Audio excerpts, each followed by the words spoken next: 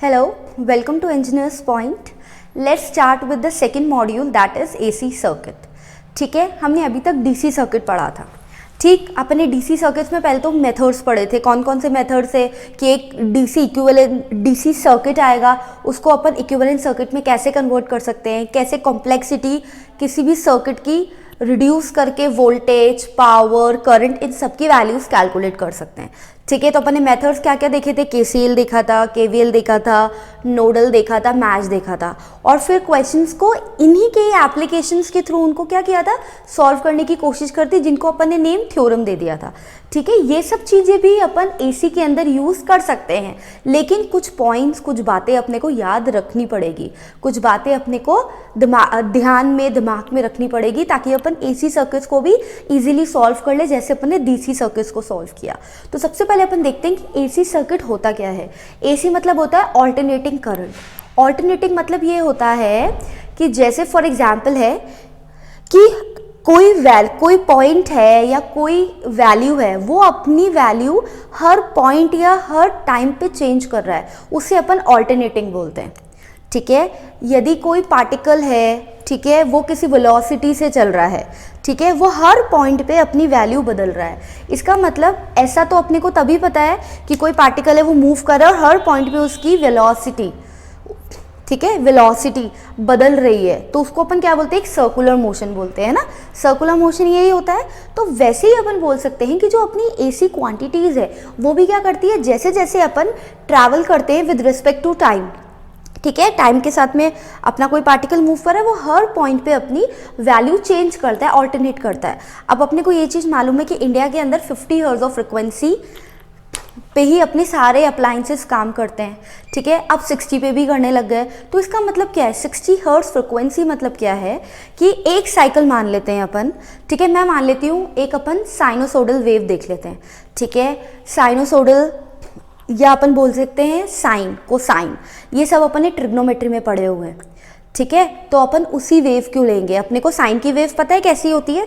इस तरह से. ठीक है, हाफ सर्कल ऊपर, हाफ सर्कल नीचे, और ये अपनी ओरिजिन और ये अपनी एक स्ट्रेट लाइन रहती है, जिसे अपन एक्सेस बोलते हैं. ये एक्स एक्सेस हो गया, ये अपना वाई एक्सेस हो गया, और अपन इस तरह से ये बनाते हैं. ठीक है, अब अपन ने इस तरह से ये बनाया, तो क्या हो रहा है? मैं यहाँ हूँ, मैं यहाँ से चलना स्टार्ट करूँ, तो आप देखो ना कि इस एक्स एक्सेस के रिस्पेक्ट में मेरी हर पॉइंट पे वैल्यू अलग अलग है. ठीक है, लेकिन एक पॉइंट आएगा, मैं वापस ओरिजिन से मिली और वापस मेरी वैल्यूज जो है वो नेगेटिव के अंदर जा रही है. ठीक है, वो वैल्यूज मेरी वापस कहाँ जा रही है? नेगेटिव में जा रही है. अब क्या, ये अपनी साइनोसोडल वेव है. ठीक है, कुछ पार्ट इसका अपर पार्ट पे है, कुछ पार्ट इसका लोअर पार्ट में. ठीक है, अब मैं यहाँ से चलना स्टार्ट करूँगी तो हर पॉइंट पे मुझे क्या मिलेगी? Different value. एक पॉइंट आएगा जब उस पर वैल्यू 0 होगी, फिर नेगेटिव में वैल्यू मिलेगी. इसका मतलब ये जो पार्टिकल मूव कर रहा है, इसकी हर पॉइंट पे क्या है? डिफरेंट वैल्यू है. ठीक है, और 60 हर्ट्ज या 50 हर्ट्ज फ्रिक्वेंसी मतलब क्या है कि एक कंप्लीट साइकिल के अंदर ये अपने आप को 50 टाइम्स रिपीट कर रहा है. इस तरह से 50 टाइम्स रिपीट कर रहा है एक साइकिल के अंदर. तो आप सोचो कितनी जल्दी जल्दी वैल्यूज बदलती है ऑल्टरनेटिंग क्वांटिटी की. ठीक है, तो मैं आपको जो बता रही थी वो इस तरह से बता रही थी. ये अपनी साइनोसोडल वेव है, ये अपनी एक्स एक्सिस है. इसको ज्यादातर अपन टाइम t या ओमेगा t लेते हैं. ठीक है, या अपना या तो वोल्टेज होता है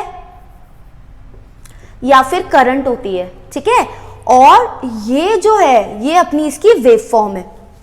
ठीक है, ये अपनी वेव फॉर्म है. अपने को पता है ये 0 होता है ना, ये पाई, ये 2 पाई.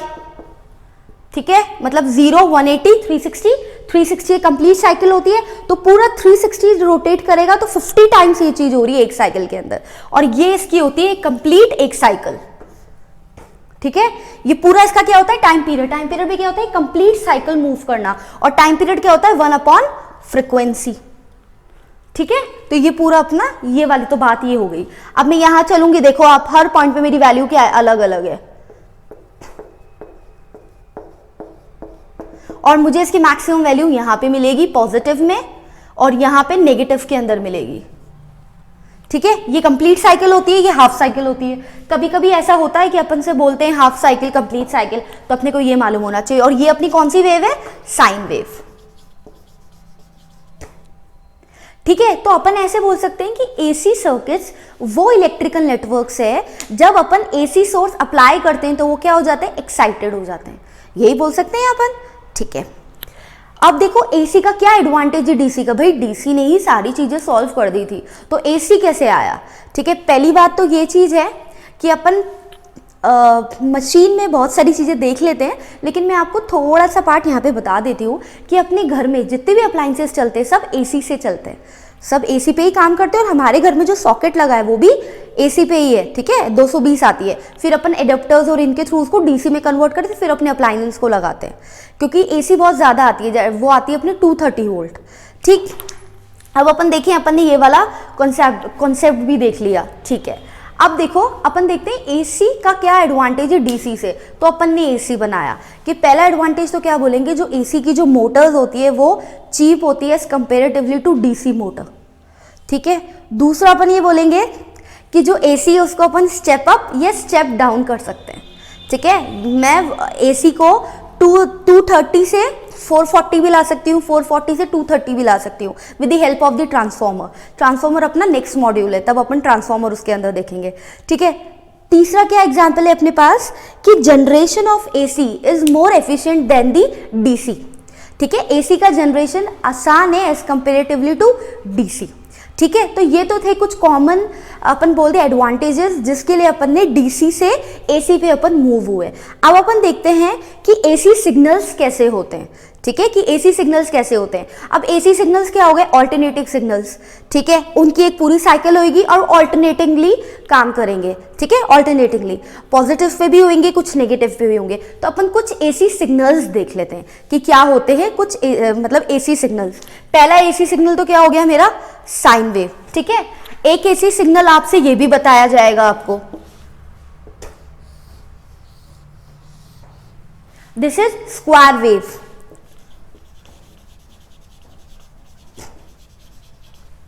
वही एक्स एक्सिस है टी, अपना वाई एक्सिस है, आप इसको कुछ भी ले लो, वोल्टेज ले लो, करंट ले लो, कुछ पावर ले लो, आपके ऊपर है। ठीक है, ये एक्सिस। ठीक है, स्क्वायर वेव हो गया। एक होती है अपनी ट्रायंगल वेव, ये वही अपना टाइम, एक्स एक्सिस पे टाइम, ये वोल्टेज या करंट, और ट्रायंगल वेव ये रही, ये अपनी ट्रायंगल वेव हो गई। ठीक है, फिर एक देखते हैं अपनी होती है सिग्नल ट्रेपेजॉइड।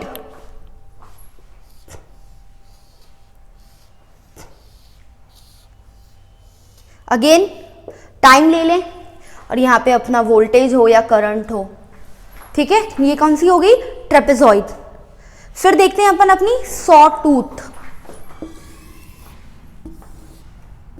अगेन ये वाई एक्सिस है, वी या आई होगा, यहां पे टाइम टी, सॉ टूथ देख रहे हैं। ठीक है,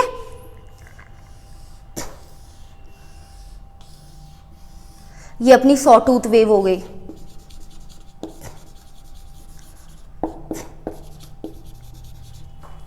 ये अपनी होगी ट्रायंगुलर वेव।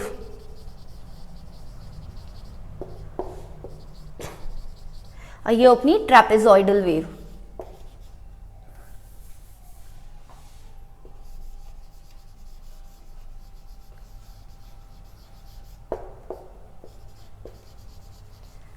ठीक है, ये कुछ एसी सिग्नल्स मैंने आपको एज ए एग्जाम्पल दे दिए। ठीक है, सबकी वही प्रॉपर्टी है, हर पॉइंट पे अपनी अलग अलग वैल्यूज दे रहा है। इसको भी देखो, इसको भी देखो, ये तो क्या टाइम एक्सिस के रेस्पेक्ट में क्या है, कांस्टेंट है ना। इसकी 10 वेल फिर यहाँ पे डिक्रीज हो गई, फिर डिक्रीज हो गई, फिर यहाँ पे इसको भी देखो, ये भी यहाँ पे बढ़ रहा है, फिर ये डिक्रीज हो रहा है। तो मतलब एक साइकिल के अंदर अपनी वैल्यूज ये कितनी चेंज कर रहा है, कभी पॉजिटिव हो रहा है, कभी जीरो हो रहा है, कभी नेगेटिव हो रहा है, कभी पॉजिटिव पे पॉजिटिव मैक्सिमम पहुंच रहा है, कभी नेगेटिव पे नेगेटिव मैक्सिमम पहुंच रहा है। तो ये थे अपने कुछ एसी सिग्नल्स। अब अपन क्या देखते हैं, एसी क्वांटिटीज।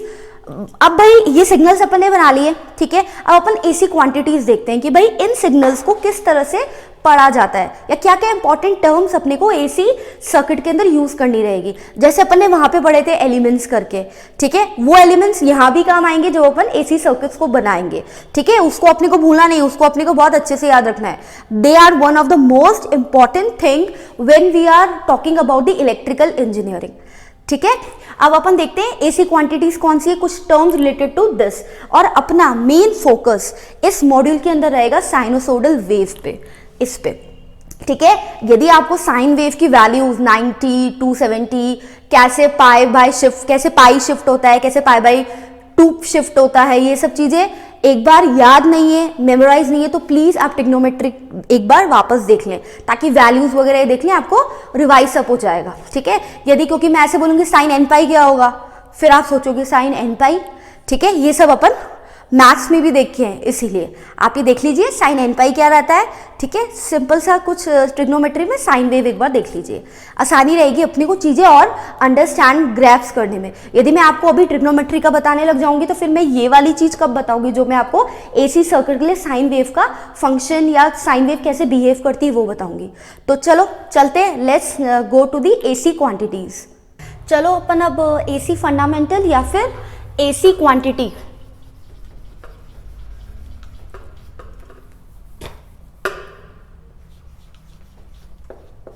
AC quantities. ठीक है, इसका फर्स्ट देखते हैं, दैट इज एसी वोल्टेज। ठीक है, एसी वोल्टेज अपन बोल सकते हैं वो वोल्टेज है जो अपना मैग्नीट्यूड और अपनी डायरेक्शन टाइम के रेस्पेक्ट में चेंज करता रहता है। जैसे एग्जांपल,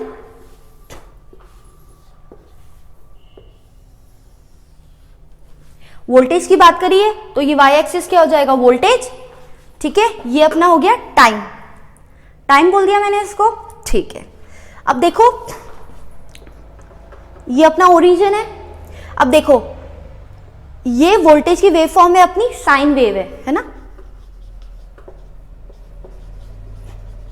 अब देखो हर पॉइंट पे वैल्यू क्या आ रही है, डिफरेंट। हर पॉइंट पे मैं मान लेती हूं ये V1 है, ये T1 है, ये पॉइंट V2 है, ये T2 हो गया, ये पॉइंट मान लेती हूं V3 है, ये T3 हो गया। ठीक है, तो अपन ऐसे बोल सकते हैं V1, V2, V3 are the magnitude of the voltage and T1, T2, T3 are the magnitude of the time. ठीक है, और मैं बोल देती हूँ ये जो वेव है ये क्या रिप्रेजेंट कर रही है, से ये रिप्रेजेंट कर रही है V equal to VM sine omega t. ठीक है, ये क्या रिप्रेजेंट कर रही है, V equal to VM sine omega t. अब आप देखो यहाँ पे वोल्टेज की पोलैरिटी भी बदल रही है, ये पॉजिटिव भी हो रहा है, ये नेगेटिव भी हो रहा है ना, पोलैरिटी भी बदल रही है इसकी। अब आप देखो डायरेक्शन भी बदल रही है, फिर इधर आते ही डाउनवर्ड डायरेक्शन हो गई, यहाँ पे डायरेक्शन बिल्कुल ऐसे कांस्टेंट हो गई है ना, डायरेक्शन अपना ये एरो कांस्टेंट हो गया, तो हर उस पे इसकी डायरेक्शन भी बदल रही है। मैग्नीट्यूड भी देखो बढ़ रहा है फिर डिक्रीज हो रहा है। ठीक है, फिर नेगेटिव में बढ़ रहा है, नेगेटिव में बढ़ रहा है, फिर कम हो रहा है। ठीक है, तो इस तरह से इसने क्या किया, अपना मैग्नीट्यूड भी हर पे बदल रहा है। ठीक है, और अपना डायरेक्शन भी बदल रहा है। और ये जो पूरी कंप्लीट साइकिल है इसका टाइम पीरियड क्या है, capital T. Capital T is the time period. ठीक है, ये चीज समझ में आई। एसी वोल्टेज क्या है, आसान है। ठीक है, V1, V2, V3 तो मैग्नीट्यूड है वोल्टेज के, T1, T2, T3 मैग्नीट्यूड है अपने टी के। और मैंने बोल दिया कि इस वेव को मैं स्टैंडर्ड इससे एक्सप्रेस करूंगी। ठीक है, आने वाली चीजों पे भी आप ध्यान रखें। ठीक है, अभी आगे ये चैप्टर जैसे जैसे स्टार्ट होगा इस वेव फॉर्म को रिप्रेजेंट करने की ये इक्वेशन है। ठीक है, VM साइन ओमेगा टी, जहां पे V तो क्या है, इंस्टेंटेनियस वैल्यू। ठीक है, VM क्या है, मैक्सिमम वैल्यू। साइन क्या है, अपना ट्रिग्नोमेट्रिक फंक्शन है जिसकी वैल्यू -1 से +1 के बीच में होगी। ठीक, ओमेगा टी क्या है, अपनी एंगुलर फ्रिक्वेंसी, एंगुलर वेलोसिटी, और अपना टी क्या है, टाइम। ठीक है, ये चीज समझ में आई आपको। ठीक, अब अपन देखते हैं दूसरा एसी करंट। ठीक है, जिस तरह से मैंने वोल्टेज को एक्सप्लेन किया वैसे ही करंट को कर लेते हैं। ये रहा टाइम टी, ये रहा current I. Again sine wave, ये अपना पूरा टाइम कितना होगा, कैपिटल टी। कैपिटल टी को अपन 1/f भी लिखते हैं। ठीक है, इसको 0 बोल देते हैं, यहां पे ये पाई, ये 2 पाई। अब आप यहां भी देखो हर पॉइंट पे वैल्यू अलग अलग है। मान लो यहाँ पे I1 है, यहाँ पे T1 है, यहाँ पे मान लो I2 है, यहाँ पे T2 है, यहाँ पे मान लो I3 है, यहाँ पे T3 है, I1 I2 I3 तो मैग्नीट्यूड हो गया करंट का, और T1 T2 T3 मैग्नीट्यूड हो गया टाइम का। ठीक है, हर पॉइंट पे अपन देखें डायरेक्शन बदल रही है, टेंजेंट्स खींचे ही है मैंने। ठीक है, डायरेक्शन क्या हो रही है, बदल रही है। ये अपना पॉजिटिव वैल्यूज अटेन कर रहा है, यहाँ पे ये अपना नेगेटिव वैल्यूज अटेन कर रहा है। वैसे ही जैसे ही मैंने करंट वोल्टेज के लिए इक्वेशन लिखी थी, वैसे करंट के लिए क्या इक्वेशन होगी, I equal to IM sine omega t. वैसे I क्या हो जाएगा, इंस्टेंटेनियस वैल्यू, IM क्या हो जाएगी, मैक्सिमम वैल्यू। साइन अपनी क्या है, ट्रिग्नोमेट्रिक फंक्शन है जिसकी वैल्यू -1 से +1 के बीच में है। ओमेगा अपना एंगुलर वेलोसिटी, एंगुलर फ्रिक्वेंसी है, और अपना टी क्या है, टाइम है। ठीक है, ये दोनों चीज समझ में आई, एसी वोल्टेज और एसी करंट। अब अपन देखते हैं बेसिकली फ्रिक्वेंसी क्या होती है। फ्रीक्वेंसी मैंने आपको समझा दी, फ्रीक्वेंसी का मतलब क्या होता है, एक कंप्लीट साइकिल के अंदर अपना पार्टिकल कितना मूव कर रहा है। जैसे अपने इंडिया के अंदर 50 हर्ट्ज है तो 50 बार इस तरह से मूव करता रहता है। ठीक है, अब अपन देखते हैं third, that is cycle. Cycle मतलब क्या होता है, अपन बोले साइकिल को अपन इस तरह से समझ सकते हैं कि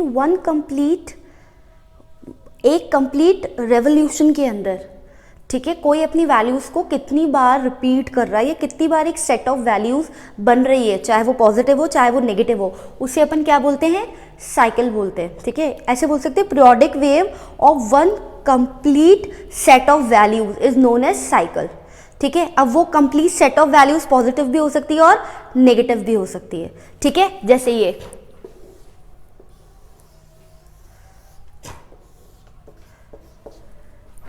मान लेते हैं वोल्टेज है। ठीक है, ये है पॉजिटिव सेट, ये नेगेटिव सेट, इसका मतलब ये कंप्लीट एक साइकिल हो गई। फिर अपन इस साइकिल पे जाएं तो वापस इसकी और इसकी वैल्यूज क्या रिजेंबल कर रही है, मतलब जो प्रॉपर्टी ये आगे वाली साइकिल के लिए शो करेगा वो यहीं पे ही कर लेगा। तो अपन क्या करते हैं, एक साइकिल को लेके ही बात करते हैं, फिर उसको एन टाइम्स कर देते हैं। ठीक है, तो ये अपनी क्या हो गई, ये कंप्लीट सेट ऑफ वैल्यूज, चाहे वो पॉजिटिव वैल्यूज हो चाहे वो नेगेटिव वैल्यूज हो, इसको अपन क्या बोलते हैं, साइकिल बोलते हैं। ठीक है, फिर नेक्स्ट है इंस्टेंटेनियस वैल्यू। इंस्टेंटेनियस वैल्यू क्या है, किसी भी ऑल्टरनेटिंग क्वांटिटी की, ठीक है, कोई भी ऑल्टरनेट क्वांटिटी किसी भी इंस्टेंट पे यदि अपन उसकी वैल्यू उठाएंगे तो उसको अपन इंस्टेंटेनियस वैल्यू बोलेंगे। जैसे इस पॉइंट पे वोल्टेज की ये एक इंस्टेंटेनियस वैल्यू है, इस पॉइंट पे ये भी एक इंस्टेंटेनियस वैल्यू है वोल्टेज की, इस पॉइंट पे, तो किसी भी पॉइंट ऑल्टरनेटिंग क्वांटिटी किसी की पॉइंट पे किसी भी इंस्टेंट पे अपन जो उसकी वैल्यू उठाएंगे उसको अपन उसकी क्या बोलेंगे, इंस्टेंटेनियस वैल्यू। ठीक है, अब देखते हैं फिर वेव फॉर्म। वेव फॉर्म क्या होती है, wave form is nothing but a curve. इस तरह से कर्व होता है जो पूरी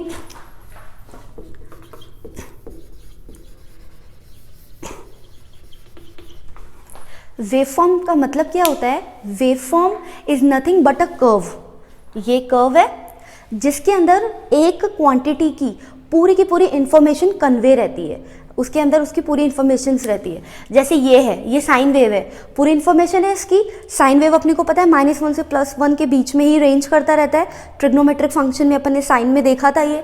ठीक है, तो ये पूरा का पूरा ये जो वेव है ये क्या करेगा, इसकी पूरी इंफॉर्मेशन कंटेन रखेगा कि भाई किस इंस्टेंट पे कितनी वैल्यू होगी, 0 पुट करेंगे तो क्या वैल्यू आएगी, 4 पुट करेंगे तो क्या वैल्यूज आएगी, उसको अपन वेव फॉर्म बोलते हैं। जो कर्व्स ऑब्टेन होते हैं अपने को किसी भी क्वांटिटी के, ठीक है, उसको अपन वेव फॉर्म बोलते हैं, जहाँ पे अपने को पूरे सेट ऑफ पॉजिटिव, नेगेटिव, 0 सारी वैल्यूज मिल जाती है। ठीक है, ये चीज समझ में आई। अब देखते हैं अपन कि टाइम पीरियड क्या होता है।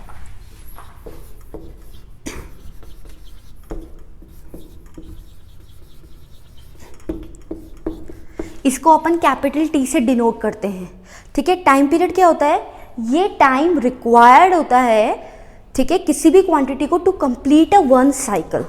ठीक है, एक साइकिल कंप्लीट करने में एक क्वांटिटी को कितना टाइम लगेगा उसको अपन क्या बोलते हैं, उसका टाइम पीरियड, और किसको डिनोट करते हैं, उसको कैपिटल T से। ठीक है, तो इसकी यूनिट क्या हो जाएगी, सेकेंड्स। टाइम पीरियड है, एक टाइम में कितना टाइम लग रहा है इसको पूरा कंप्लीट करने में एक साइकिल को, वो उसका टाइम पीरियड होता है। तो इसकी यूनिट क्या आ गई, सेकेंड्स।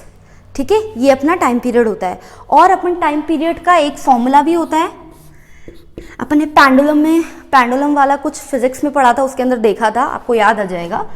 2 pi by omega. यही देखा था, 2 पाई बाय ओमेगा होता है, जहाँ पे जो ओमेगा है वो क्या है, अपनी एंगुलर फ्रिक्वेंसी की एंगुलर वेलोसिटी है, ठीक है, वो डिपेंड करेगा अपन इसको क्या मान रहे हैं, ठीक है, 2 पाई बाय ओमेगा, ठीक है। और अपना सबसे ज्यादा काम आता है ये omega equal to 2 pi by capital t, ठीक है। ओमेगा अपनी क्या हो गई, एंगुलर फ्रिक्वेंसी, ठीक है। और इसकी वैल्यू क्या हो जाएगी फिर, पर सेकेंड, इसकी तो वैल्यू क्या हो जाएगी, पर सेकेंड, ठीक है।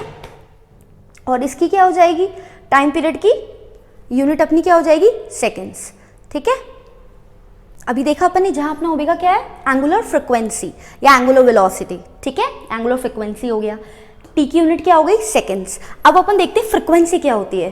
फ्रिक्वेंसी क्या होती है, the number of cycle completed in 1 second. एक सेकेंड में कोई भी क्वांटिटी अपनी कितनी नंबर ऑफ साइकिल्स को देखता है, ठीक है, उसको अपन क्या बोलते हैं, frequency. The number of cycles completed in 1 second is known as frequency, ठीक है। एक सेकंड के अंदर कितनी नंबर ऑफ साइकिल्स वो रिपीट करता है, उसको अपन क्या बोलेंगे, उसकी फ्रीक्वेंसी बोलेंगे। जैसे 50 हर्ट्ज है तो एक सेकंड में कितनी 50 हर्ट्ज वाली साइकिल्स को रिपीट करता है, ठीक है। अब ये अपनी क्या हो गई, फ्रीक्वेंसी हो गई। फ्रीक्वेंसी की यूनिट क्या होती है, हर्ट्ज, ठीक है। फ्रीक्वेंसी की यूनिट क्या होती है, फ्रीक्वेंसी की यूनिट क्या होती है, हर्ट्ज होती है, ठीक है, जिसे अपन इससे भी डिनोट करते हैं, ठीक है। और अपनी फ्रीक्वेंसी होती है 1 upon time period. 1 upon time period मतलब सेकेंड इनवर्स या फिर पर सेकेंड, तो उसको अपन क्या बोलते हैं, हर्ट्ज बोलते हैं, ठीक है। समझ में आया, फ्रीक्वेंसी क्या होती है, टाइम पीरियड क्या होता है, ठीक है। कंफ्यूज नहीं होना एंगुलर वेलोसिटी और एंगुलर फ्रीक्वेंसी में। ओमेगा यदि अपन बात करते हैं जब एसी सर्किट्स की और इस तरह से बात करते हैं, ठीक है, तो अपन वेलोसिटी की बात कम करते हैं, फ्रीक्वेंसी की बात करते हैं, ठीक है। तो अपना ओमेगा यहाँ पे क्या रिप्रेजेंट कर रहा है, एंगुलर फ्रीक्वेंसी। अब अपना नेक्स्ट ही टर्म क्या है, angular frequency,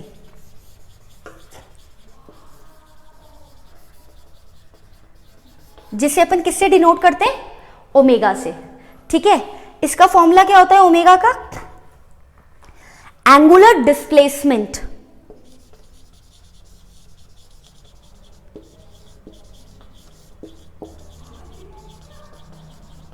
angular displacement upon time, ठीक है। अब अपन देखें इसका एंगुलर डिस्प्लेसमेंट कितना होगा, ठीक है।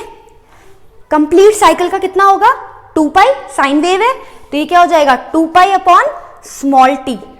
लेकिन अपना यहाँ पे टी क्या होता है, टाइम पीरियड, तो क्या हो जाएगा 2 पाई बाई टी, ठीक है। एक तो ये हो गया ओमेगा। एक ओमेगा क्या होता है, अपने को पता है 1 अपॉन टी क्या होता है, एफ, तो ये हो जाता है 2 पाई एफ, ठीक है। ये चीज ध्यान रखना आप, ठीक है।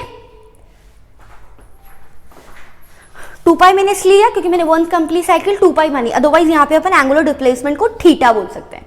कितनी भी एंगल, पाई बाई टी भी हो सकता है भाई, हाफ ही साइकिल कंसिडर करें तो, ठीक है, क्वार्टर साइकिल कंसिडर करें तो, ठीक है। ये चीज हो गया, कोई दिक्कत, ठीक है। अब अपन स्टार्ट करते हैं कि किस तरह से अपन ऑल्टरनेटिंग क्वांटिटीज का जनरेशन कर सकते हैं, ठीक है। अब अपनी ऑल्टरनेटिंग क्वांटिटी क्या होगी यहाँ पे, वोल्टेज और करंट, तो अपन किस तरह से वोल्टेज और करंट का जनरेशन कर सकते हैं। अब अपना नेक्स्ट टॉपिक ये है, इसके बाद ये चीजें समझ में आ गई, ठीक है। ये छोटी छोटी टर्म्स थी जो आप पहले से सुने हुए भी आए हो, तो आपको आती है, आपको पता है कि ये होता है, तो मैंने क्विक रिविजन करा दिया एक। अब अपनी ये मॉड्यूल स्टार्ट हो रहा है बेसिकली, ठीक है। तो let's start with generation of alternating voltage, ठीक है। अब अपन देखते हैं जनरेशन ऑफ ऑल्टरनेटिंग वोल्टेज, ठीक है। अपन ऑल्टरनेटिंग वोल्टेज को 2 तरह से जनरेट कर सकते हैं, डायनेमिकली भी और स्टैटिकली भी, ठीक है। जब डायनेमिकली जनरेट करते हैं तो अपने पास कॉइल होता है और फील्ड होती है, ठीक है। अब यदि कॉइल अपनी रोटेटिंग है, आर मतलब है रोटेटिंग, एस मतलब है stationary, coil rotating, field stationary, ठीक है। ये वाला जो कॉन्सेप्ट है ये काम आता है जब अपन स्मॉल जनरेटर्स की बात करते हैं या ऑल्टरनेटर्स की बात करते हैं, ठीक है। और कॉइल स्टेशनरी, फील्ड रोटेटिंग, ये कॉन्सेप्ट काम आता है अपने लार्ज जनरेटर्स पे या ऑल्टरनेटर्स पे, ठीक है। जनरेटर्स को अपन ऑल्टरनेटर्स भी बोलते हैं। ठीक, अब बात करते हैं स्टैटिकली की। ठीक है, यदि अपने को स्टैटिकली ईएमएफ इंड्यूस करना है, ठीक है, या वोल्टेज निकालना है अपने को स्टैटिकली, ठीक है, आपने देखा होगा मैग्नेटिक फील्ड के अंदर अपन ईएमएफ बोलते हैं, ठीक है, इलेक्ट्रोमोटिव फोर्स। ठीक है, तो यदि अपने को ईएमएफ निकालना है तो हमें कोई भी मूविंग पार्ट की ज़रूरत नहीं है। ठीक है, अपने को कोई मूविंग पार्ट की ज़रूरत नहीं है। ठीक है, हम बिना मूविंग पार्ट के भी यहाँ पे ईएमएफ को इंड्यूस कर सकते हैं। ठीक है, अब अपन देखें एक स्मॉल सा कॉन्सेप्ट, ये पूरी एक मैग्नेटिक फील्ड है, यहाँ पे मैंने ये कॉइल लगा दी। ठीक है, ये मेरी कॉइल है, यहाँ पे ये मेरी मैग्नेटिक फील्ड है। ठीक है, जैसे ही मैग्नेटिक फील्ड के अंदर मैं कॉइल रखूंगी, कॉइल क्या होगी, एनर्जाइज होगी, इसके अंदर चार्जेस मूव करना स्टार्ट करेंगे। भाई कॉइल क्या है, एक तरह का कंडक्टर है जिसके अंदर पॉजिटिव चार्जेस भी और नेगेटिव चार्जेस भी है। ठीक, तो अब पॉजिटिव और नेगेटिव चार्ज ये क्या होंगे, एनर्जाइज होंगे तो ये क्या करेंगे, मैग्नेटिक फील्ड के अंदर ईएमएफ को क्या करेंगे, प्रोड्यूस करेंगे। ठीक है, ईएमएफ इंड्यूस करेंगे इन सम ऑफ द डायरेक्शन, और डायरेक्शन अपन किससे निकाल सकते हैं, अपने पास बहुत सारे लॉज आए थे। ठीक है, तो ये पूरी बात किसने बोली थी, ठीक है, ये पूरी बात क्या है, फैराडेज लॉ। ठीक है, जब भी अपन मैग्नेटिक फील्ड की बात करते हैं तो अपन फैराडे लॉ को ही याद में रखते हैं। ठीक है, तो ये चीज बोली थी, क्या बोली थी, एक मैग्नेटिक फील्ड के अंदर एक कॉइल रखेंगे। ठीक है, तो वो कॉइल क्या होगी, एनर्जाइज होगी और ईएमएफ को क्या करेगी, इंड्यूस करेगी। ठीक है, ये चीज समझ में आई यहाँ पे। ठीक है, अपन यहाँ पे जनरेशन ऑफ ऑल्टरनेटिंग वोल्टेज भी देख लिया, डायनेमिकल भी कर सकते हैं और स्टैटिकली भी कर सकते हैं। ठीक है, अब आगे देखते हैं आगे क्या बता रहे हैं अपने को, क्या सीखना है अब आगे अपने को। अब इसी में आगे देखते हैं, ये मेरी दो मैग्नेट्स है, ये मैग्नेट का नॉर्थ पोल है, ये साउथ पोल है। ठीक है, ये मेरी क्या है, ये मेरी एक्सेस है। ठीक है, मैंने यहाँ पे कॉइल ए रखी है, तो ये एक्स डैश क्या हो गया, axis of rotation of coil A. ठीक है, मैंने कॉइल का ए नाम दे दिया। ठीक है, ये जो लाइन्स है, ये जो आ रही है, ये मेरी मैग्नेटिक फील्ड है, ये मेरी मैग्नेटिक लाइन्स है। ठीक है, ये तो पूरी मैग्नेटिक फील्ड जनरेट हो गई, भाई नॉर्थ पोल है, ये साउथ पोल है, तो यहाँ पूरी मैग्नेटिक फील्ड जनरेट हो गई। और ये जो लाइन्स आ रही है, ये मेरी क्या, मैग्नेटिक फील्ड लाइन्स, इन्हें मैं फ्लक्स भी बोल सकती हूँ। और ये क्या कर रही है, कंटिन्यूअस एक यूनिफॉर्म मैग्नेटिक फ्लक्स जनरेट कर रही है, जिसे मैं फाई एम से डिनोट कर सकती हूँ। ठीक है, फाई एम से डिनोट कर सकते हैं अपन। ठीक, ये अपना मैग्नेटिक यूनिफॉर्म मैग्नेटिक फ्लक्स। ठीक है, ये अपनी लाइन्स आ रही है। अब देखो एक्स डैश है। ठीक है, अब क्या किया मैंने, प्राइम मूवर की हेल्प से इस कॉइल को रोटेट कराया। ठीक है, प्राइम मूवर की हेल्प से मैं कॉइल को रोटेट कराऊंगी तो क्या होगा, ऊपर मैग्नेट है, नीचे भी मैग्नेट है, ऊपर नॉर्थ पोल आ रहा है, इधर साउथ पोल आ रहा है, एक्सेस ऑफ रोटेशन है, उसके अक्रॉस ये कॉइल क्या होगी, रोटेट करेगी। अब देखो, यदि कॉइल रोटेट करेगी, मैग्नेटिक फील्ड है, तो क्या होगा, ईएमएफ इंड्यूस होगा। ये किसने बोला अपने को, फैराडे लॉ ने, कि ईएमएफ तो इंड्यूस होगा यदि कॉइल क्या कर रही है, प्राइम मूवर है और वो यदि रोटेट कर रही है तो, और रोटेट नहीं भी करेगी, जस्ट मैं कॉइल को रखूंगी तो वो क्या होगी, एनर्जाइज होगी। ठीक है, मैंने क्या करा, प्राइम मूवर की हेल्प से इसको एक्स डैश के रेस्पेक्ट में क्या कराया, घुमाया, तो ईएमएफ इंड्यूस होगा। ये अपने को किसने बोला, फैराडे लॉ ने बोला। अब आप देखो, मैं इस कॉइल को एक छोटे से कंडक्टर से रिप्लेस कर देती हूँ ताकि आपको समझना बड़ा आसान हो जाएगा। ठीक है, उससे पहले दो चीज़ें याद रखें।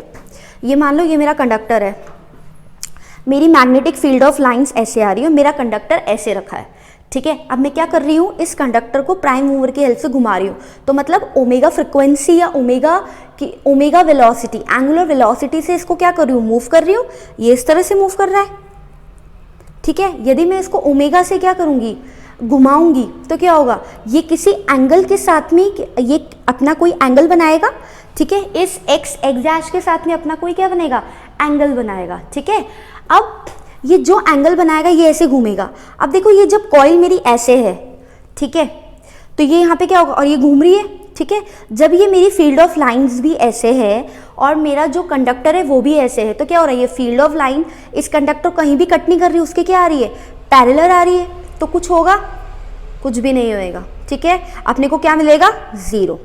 ठीक है, लेकिन जब मेरा कॉइल ऐसे होगा और फील्ड ऑफ लाइंस ऐसे आ रही है, परपेंडिकुलरली आ रही है, तब क्या होगा, हाँ होगा और क्या मिलेगा अपने को, मैक्सिमम मिलेगा। लेकिन ये कॉइल, ये कंडक्टर अपना या ये कॉइल अपनी किसी एंगल थीटा पे होएगी, तो अपन क्या करेंगे, इसके दो कंपोनेंट्स बनाएंगे, एक परपेंडिकुलर बनाएंगे और एक पैरेलल बनाएंगे। ठीक है, अभी अपन ने देखा पैरेलल वाला जो कंपोनेंट होता है वो कुछ भी कंट्रीब्यूट नहीं करता, परपेंडिकुलर वाला कंट्रीब्यूट करता है। तो अपन उस एंगल के अक्रॉस क्या करेंगे, उसका कंपोनेंट्स ले लेंगे और परपेंडिकुलर वाले कंपोनेंट को लेके सारी की सारी कैलकुलेशंस बिठाएंगे कि भाई अपना कितना वोल्टेज जनरेट हो रहा है। भाई अपन ने वोल्टेज ही जनरेट किया, मतलब अपन ने क्या करा, ईएमएफ को इंड्यूस कर लिया, है ना। ईएमएफ इंड्यूस हो गया मतलब वोल्टेज अपना आ गया। अब उस वोल्टेज का कितना वैल्यू आएगा, क्या डायरेक्शन रहेगी, वो चीज़ अपन यहाँ पे देखेंगे। अब ये चीज़ समझ में आई, ठीक है, कि यदि मैंने इसको रोटेट किया ओमेगा फ्रिक्वेंसी से ओमेगा वेलोसिटी से तो क्या होगा, ये चीज़ समझ में आई।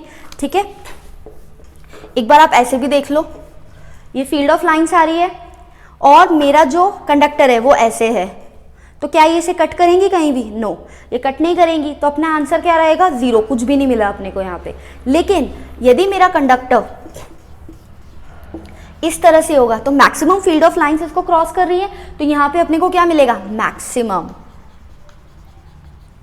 ठीक है, लेकिन यदि मेरी लाइंस ऐसे है, ये मेरी एक्सिस है और ऐसे मेरा कंडक्टर है, ऐसे मेरा कंडक्टर है, ठीक है, और यदि ये यहाँ पे थीटा एंगल बना रहा है, तो अपन क्या करेंगे, इस कंडक्टर की क्या करेंगे, दो कंपोनेंट्स लेंगे, एक पैरेलल और एक पैरेलल कंपोनेंट तो मैं ऐसे ले लेती हूँ, परपेंडिकुलर कंपोनेंट ऐसे ले लेती हूँ। तो परपेंडिकुलर जो कंपोनेंट होगा वो क्या करेगा, मैक्सिमम कंट्रीब्यूशन करेगा इसके अंदर।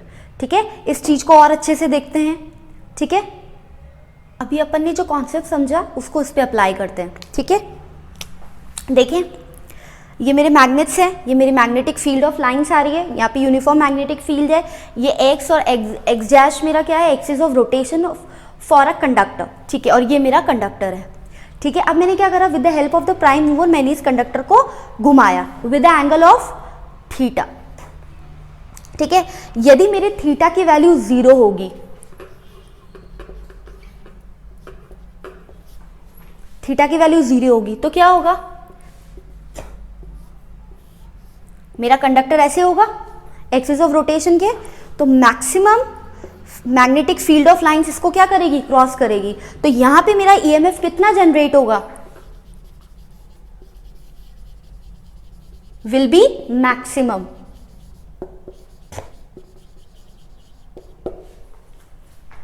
मैक्सिमम, ठीक है।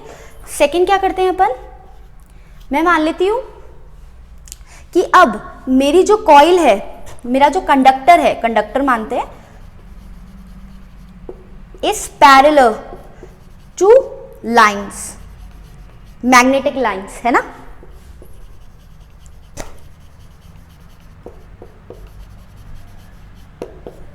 इसके पैरेलल है तो बनाते हैं वापस। तो क्या मैग्नेटिक फील्ड ऑफ लाइंस जो हैं वो इसको क्रॉस कर रही है, नहीं, तो ईएमएफ जनरेट कितना आएगा, 0।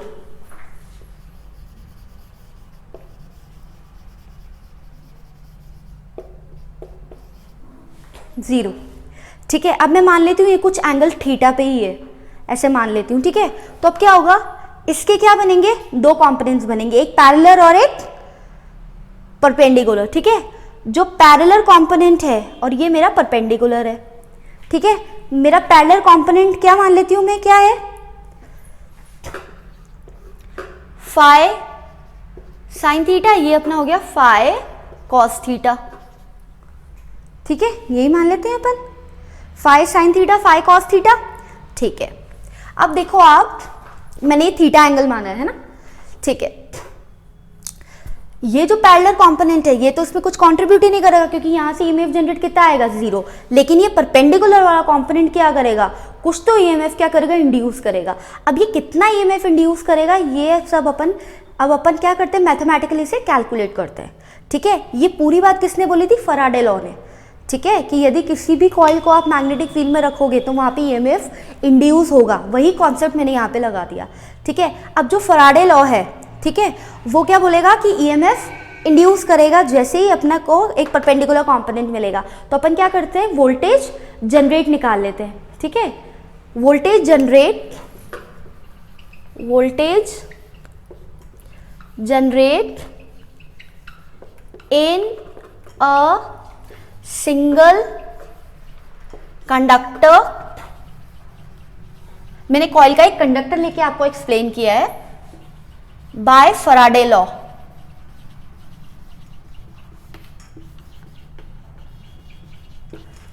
ठीक है, क्या बोलेगा, V equal to minus D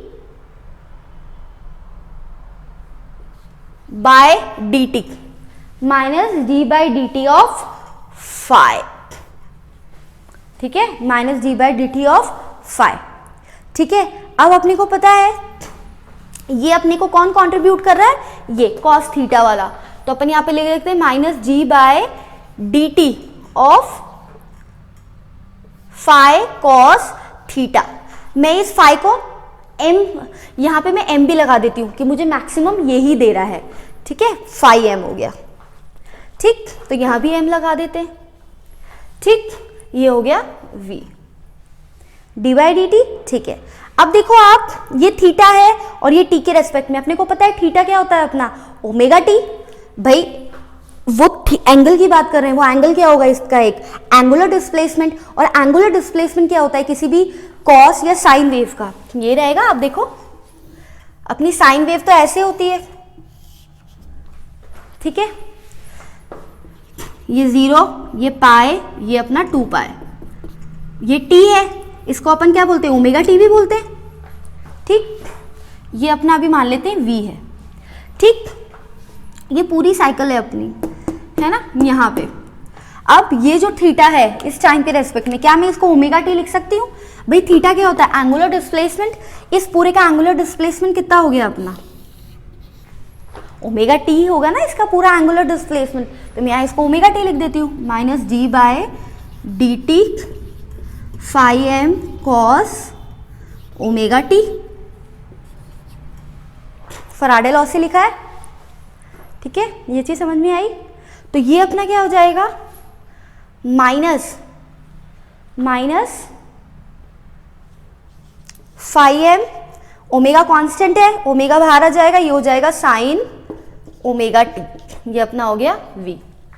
ठीक है, कॉस का साइन, ठीक है, कॉस का साइन हो गया, ये अपना हो गया ओमेगा टी। ठीक है, अब आप देखो ओमेगा बाहर आ गया, अब अपना ये क्या हो जाएगा, ये कांस्टेंट वैल्यू है, इसको मैं हटा दूं, मान लो ये कांस्टेंट वैल्यू है। ठीक है, इसको भी हटा सकते हैं, साथ में अपन इसको नंबर ऑफ टर्न से भी क्या कर सकते हैं, मल्टीप्लाई कर सकते हैं। तो ये क्या, ये तीनों चीजें कांस्टेंट होती है। इसको अपन किससे रिमूव कर सकते हैं, वी एम से। ये हो गया साइन ओमेगा टी।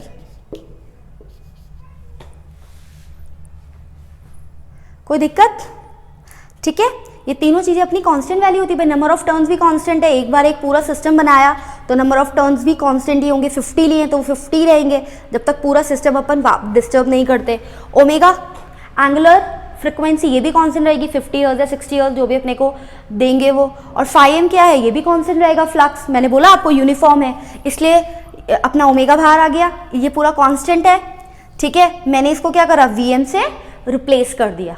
ठीक है, वीएम से रिप्लेस। तो यही इक्वेशन आ रही थी, मैंने आपको स्टार्टिंग में जब एसी वोल्टेज और साइन वोल्टेज लिखाया था तब मैंने आपको ये इक्वेशन लिखी थी ना, से मान लो। अब ये मैंने यहाँ से प्रूफ कर दी इक्वेशन। ठीक है, कोई दिक्कत है इस इक्वेशन के अंदर? अब इसकी मैक्सिमम मिनिमम वैल्यू कैसे आएगी, वो करेगी वैल्यूज ये।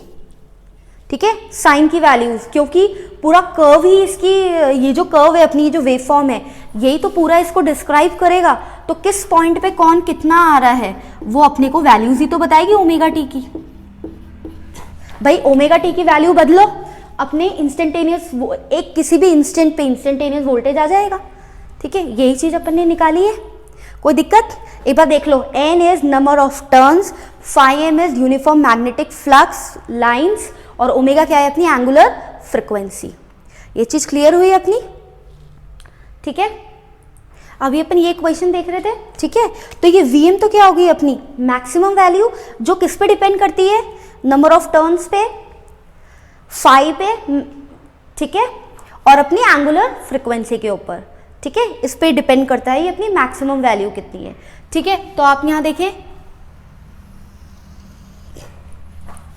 ये अपना v है, ये अपना vm है। अब जिस तरह से अपने ओमेगा टी की वैल्यू बदलेगी वैसे वैसे अपनी vm की वैल्यू भी क्या होगी, चेंज होगी। तो मैं बोलती हूँ तो यहाँ पे vm1 आ जाएगा, यहाँ पे vm2 आ जाएगा, यहाँ पे vm3 आ जाएगा, ठीक है। और अपने को मैक्सिमम वैल्यू कब मिलेगी, जब अपने ओमेगा टी की वैल्यू कितनी होगी, π/2, तब अपने को मैक्सिमम वैल्यू मिलेगी v = vm, ठीक है। ये चीज़ समझ में आई, ठीक है। अब अपन एक काम करते हैं, डिफरेंट फॉर्म में किस तरह से डिफरेंट फॉर्म में अपन वोल्टेज और करंट की वैल्यूज को लिख सकते हैं, ठीक है। किस तरह से अपन लिख सकते हैं वो अपन लिख लेते हैं। डिफरेंट फॉर्म्स ऑफ वोल्टेज,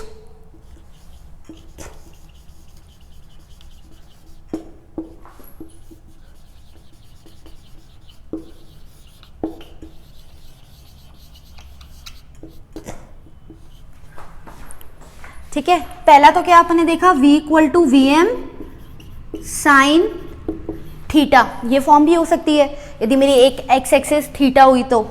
दूसरी v = vm sine omega T, ये तो हमेशा ही अपने को मिलेगी। एक हो सकती है v = vm साइन ओमेगा को क्या बोल सकते हैं अपन, 2πf t, ये स्मॉल t, ठीक है। और एक बोल सकते हैं v = vm साइन f क्या होता है, 1/T, तो हो जाएगा 2π/T × t। ये अपनी डिफरेंट फॉर्म से वोल्टेज की। वैसे ही करंट की भी लिख लेते हैं, सिमिलरली करंट की भी लिख लेते हैं। तो I = Im sine theta, I = Im sine omega t, और I = Im sine 2πf t,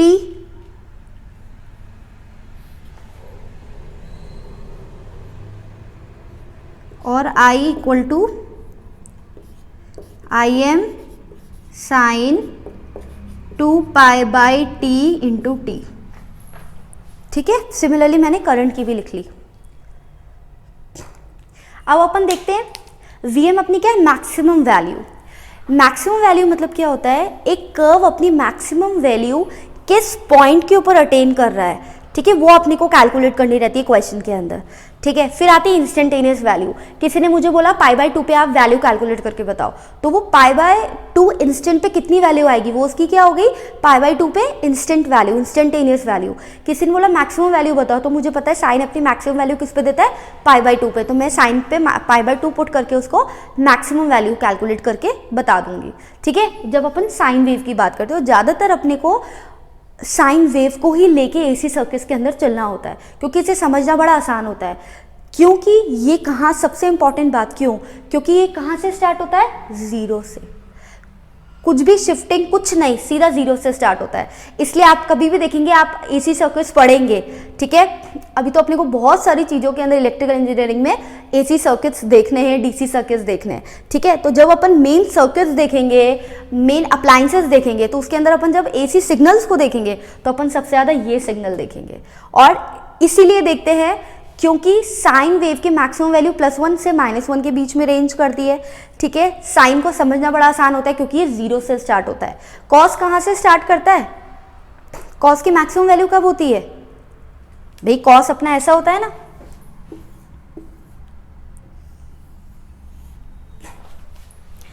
ठीक है। कॉस तो जीरो पे भी कितना होता है, मैक्सिमम। इसीलिए अपन कॉस को लेके बात नहीं करते, अपन किसको लेके बात करते हैं, साइन को, क्योंकि जीरो से स्टार्ट होता है। तो इसको आगे पीछे करना, ऊपर नीचे करना बड़ा आसान रहता है, ठीक है। अब आगे पीछे ऊपर नीचे करना, यही अपना नेक्स्ट टॉपिक है, जिसको अपन बोलते हैं शिफ्टिंग, फेज शिफ्टिंग बोलेंगे या फेजर बोलेंगे, ठीक है। ये चीज़ समझ में आई अच्छे से। इंस्टेंटेनियस वैल्यू क्या होती है, मैक्सिमम वैल्यू क्या होती है, जनरेटिंग ईएमएफ कैसे जनरेट होता है, कैसे अपन ऑल्टरनेटिंग वोल्टेज को जनरेट करते हैं, ठीक है। अब अपन इस वेव को और अच्छे से रिप्रेजेंट करेंगे, ठीक है। चलो तो देखते हैं किस तरह से अपन आगे और रिप्रेजेंट कर सकते हैं वेव फॉर्म को।